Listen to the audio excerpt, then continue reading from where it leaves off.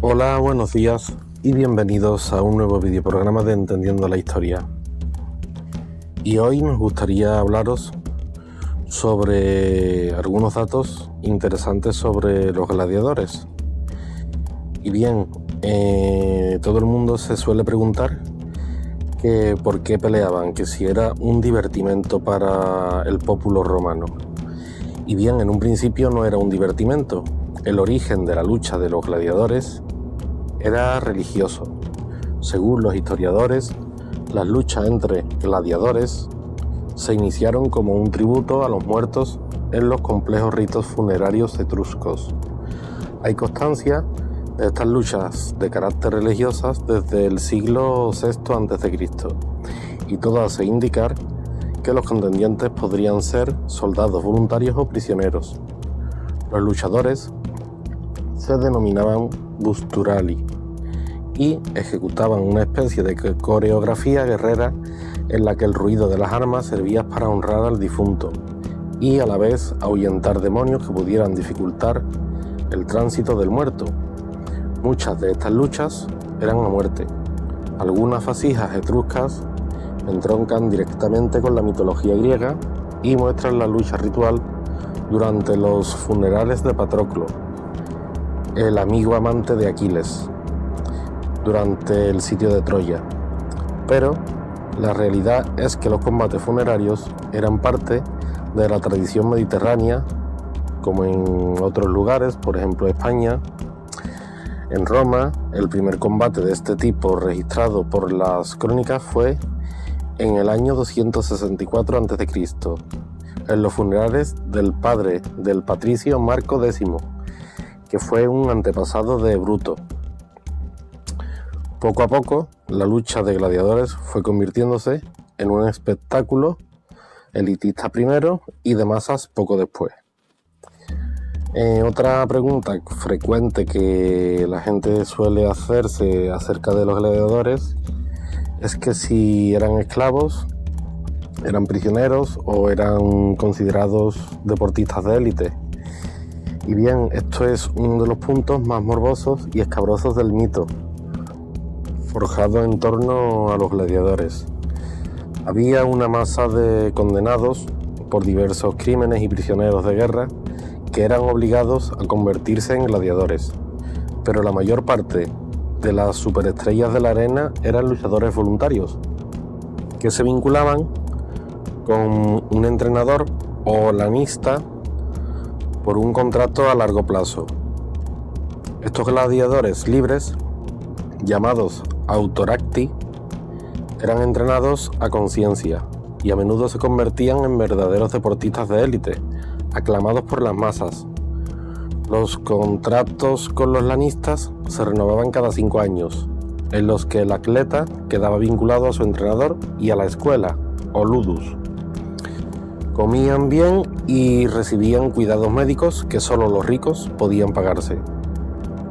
Los mejores gladiadores voluntarios solo combatían 2 o 3 veces al año, y sus enfrentamientos eran esperados como lo son hoy los grandes partidos de fútbol. Después de Augusto, que prohibió cualquier tipo de lucha a muerte, el espectáculo fue degenerando y los autoracti fueron convirtiéndose en una franja minoritaria. Ante las luchas de esclavos muy poco preparados y condenados, el morbo de la sangre fue sustituyendo al espectáculo de la lucha hasta que el ascenso de los cristianos como religión oficial terminó con el espectáculo. En el año 325, el emperador Constantino el Grande prohibió el espectáculo con gladiadores, ya que se habían producido intentos previos en la centuria anterior, aunque habrá que esperar unas décadas más tarde. Según la tradición cristiana, el último combate celebrado en el Coliseo de Roma por gladiadores tuvo lugar el 1 de enero del año 404. Otra pregunta que se suele hacer mucha gente es si las luchas eran a muerte o no. Y bien, en la época de gloria de los numera gladiatoria, la inmensa mayoría de las luchas no terminaban con la muerte de alguno de los combatientes, y esto sucedía tanto entre las luchas de esclavos como entre los combates de los autoracti. Los combates eran una muestra de destreza, fuerza y resistencia en el manejo de las armas, y casi siempre los contendientes salían de la arena por su propio pie. Se programaban emparejamientos equilibrados en cuanto a las fuerzas y al uso de las armas. En los tiempos gloriosos del Coliseo, la muerte acaecía por accidente o cuando uno de los contendientes se comportaba de manera cobarde e inútil ante la masa enfervorecida. Pero la mayoría de los luchadores sobrevivía a los combates por el simple motivo del alto costo de su mantenimiento y entrenamiento. El negocio de los lanistas dependía de la supervivencia de sus atletas. Algunos historiadores apuntan a que menos del 10% de los combates se saldaban con alguna muerte y que la mayoría de los combates era a primera sangre. Pero más allá del espectáculo, la lucha suponía un aliciente para inculcar ardor guerrero a los integrantes de una sociedad altamente militarizada y violenta. Después de que Augusto, en el año 27 a.C. al 14 después de Cristo, los combates sin emisiones, o sea, sin perdón, se fueron imponiendo poco a poco hasta la degeneración previa a la prohibición del espectáculo. Cuando un gladiador moría, el operario que lo retiraba de la arena iba disfrazado como el dios etrusco del infierno, blandiendo un enorme martillo. Otra pregunta que se suele hacer la gente es el tema del dedo arriba o dedo abajo.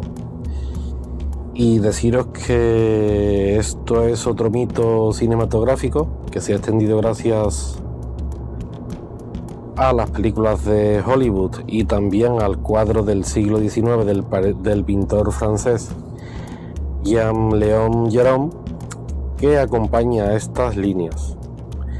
La realidad es que el pulgar hacia abajo pedía clemencia para el vencido, a través de un gesto que significaba volver a envainar la espada. Para la señal de muerte hay varias versiones, y los expertos aseguran que se simbolizaba con el pulgar hacia arriba, que es la espada al aire, y otros dicen que es en posición horizontal, simbolizando el degollamiento del vencido. Otra de las preguntas frecuentes que las personas se hacen es que si en una lucha de gladiadores todo valía. Y bien, la lucha sin cuartel es otro mito alentado por Hollywood y por series de gladiadores. Los combates estaban perfectamente reglados e incluso contaban con la participación de un summa iudis, un árbitro que vigilaba el desarrollo de la lucha y que mandaba a parar el combate cuando uno de los contendientes no respetaba las normas. El summa iudis era siempre un gladiador retirado y portaba una espada de madera, símbolo de su pasado como luchador de la arena. Otra de las preguntas frecuentes es: ¿solo peleaban hombres? Pues no. También existían gladiadoras, con el nombre de gladiatrix, algunas tan célebres y ricas como los mejores autoractis masculinos. Sus combates eran tan demandados que se celebraban justo después de la caída del sol, en el momento más esperado por los espectadores. Luchas que se desarrollaban de la misma manera que los masculinos, con las mismas reglas y las mismas armas. Y bien, lo dejamos aquí. Esperamos que os haya quedado claro algunas de las dudas que frecuentemente tienen muchos sobre los gladiadores. Me gustaría deciros que más adelante haremos algún videoprograma relacionado con los gladiadores y la alimentación y la forma de vida, pero primero queríamos comentaros estas curiosidades. Y bien, esperemos que os haya gustado el videoprograma Ya sabéis que si os ha gustado podéis compartir, porque compartiendo este tipo de vídeos estamos compartiendo cultura y conocimientos. También sabéis que podéis suscribiros al canal y podéis seguirnos en Twitter, que os dejaremos el enlace en la casilla de información del vídeo. Y sin más, nos despedimos hasta un nuevo videoprograma de Entendiendo la Historia. Saludos.